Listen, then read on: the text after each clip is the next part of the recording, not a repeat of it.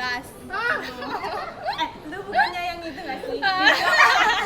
Belajar. Sumpah ini nggak ada yang bener satu pun. Saya gimana ya? Gimana kalau kita ntar kerja kelompok? Ya. Tapi kita bagi-bagi materi dulu. Sekarang aja deh kan jam kosong kan? Gimana kalau kita bagi-bagian materi satu-satu gitu, jadi memahami. Boleh. Gimana? Ayo. Aku tentang keberadaan unsur di alam ya. Aku sifat fisis atau fisika ya. Kalau aku sifat kimia aja. Kalau aku kegunaan. Udah deh pembuatan ya. Oke. Jadi keberadaan unsur di alam, sebagian besar unsur-unsur periode keempat dapat ditemukan sebagai senyawa. Yang pertama ada skandium, lambangnya Sc. Itu ditemukan dalam berbagai biji logam dengan persentase 0,025%. Tetapi keberadaannya sangat jarang ditemukan. Keberadaan di dalam mineral hanya berkisar 5-30 ppm. Unsur yang kedua ada titanium dengan lambang Ti, merupakan logam ke-9 terbanyak dengan persentase 0,6% di kerak bumi. Titanium di alam dapat ditemukan dalam mineral rutil dan ilmenit. Kemudian unsur yang ketiga ada vanadium dengan lambang V. Nah, dia merupakan logam abu-abu yang keras dan tersebar luas di kulit bumi. Masanya itu 0,02%. Unsur selanjutnya ada krom dengan lambang Cr. Ini merupakan salah satu logam yang penting, ditemukan sekitar 122 ppm di kulit bumi. Kemudian ada mangan dengan lambang Mn, ditemukan dalam mineral pirolusit.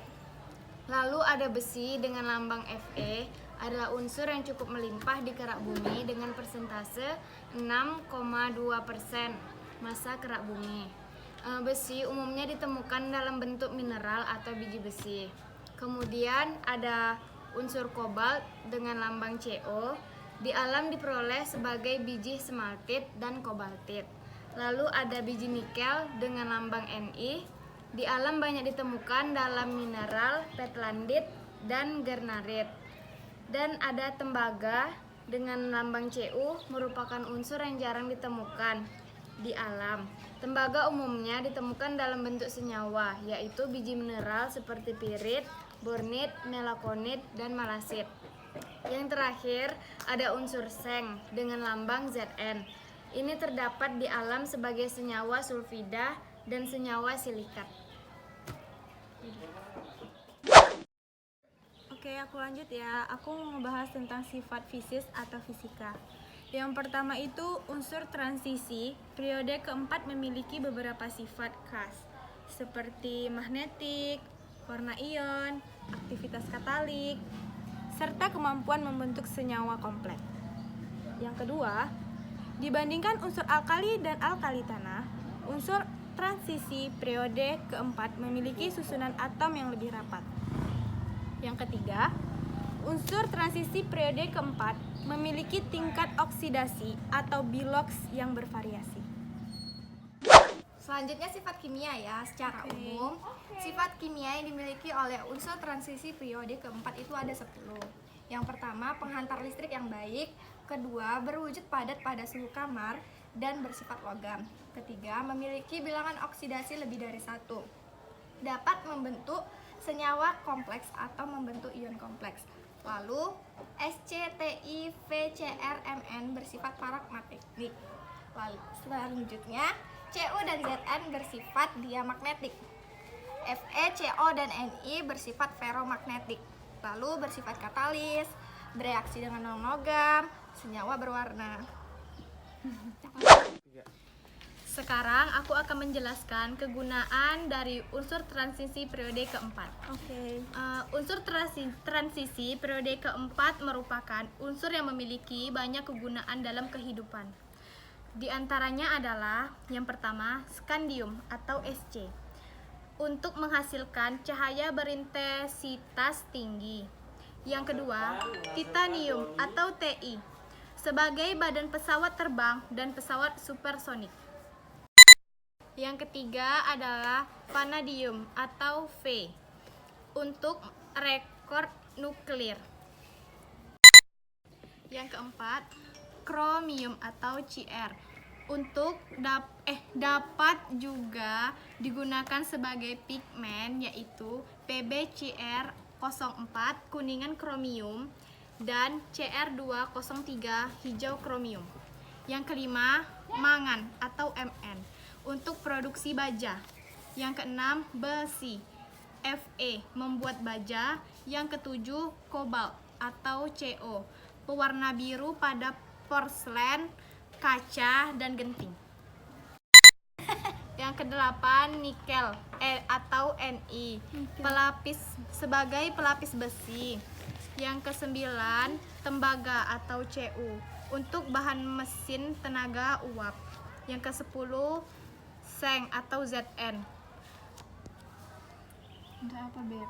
Untuk apa dia? Itu untuk apa? Sebagai logam pantri atau patri?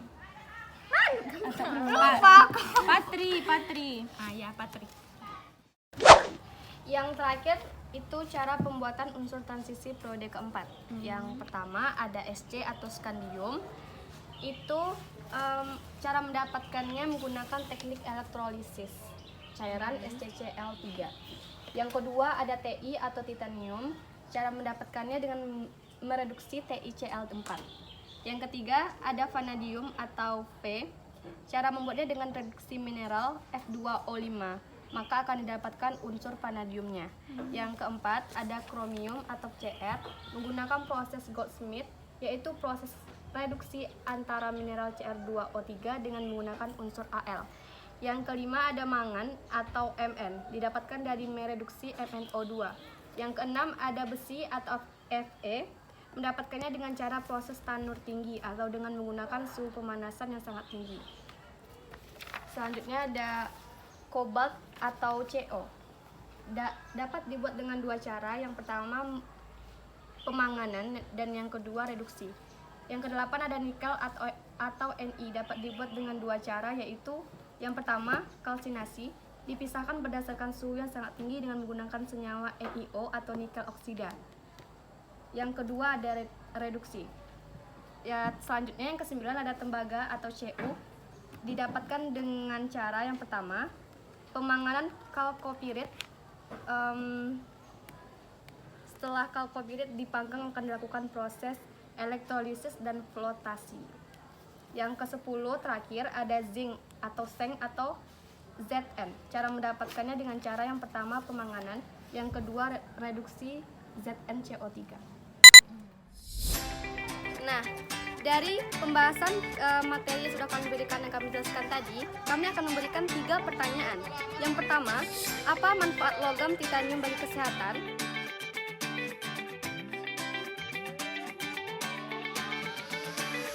Yang kedua, apa itu paramagnetik, diamagnetik, dan ferromagnetik?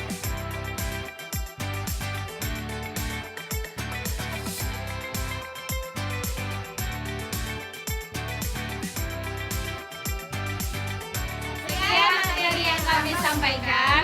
Don't forget